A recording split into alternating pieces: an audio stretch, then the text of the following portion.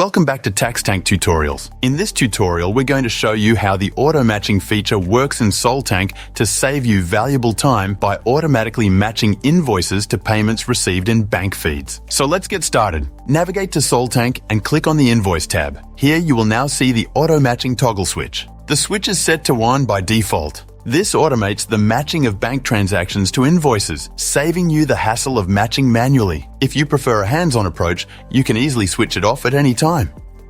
Automated invoice matching works under two specific conditions. The first is that the invoice number must appear in the payment description, and the second, the payment should land in the bank account specified on the invoice. When both of these criteria are met, payments will be automatically assigned to the relevant invoices, either partially or in full. For every invoice automatically matched, you'll get a notification.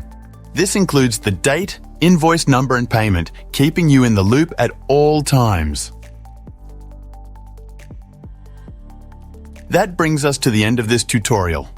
If you have any questions, please don't hesitate to reach out or explore our support articles and videos for further assistance.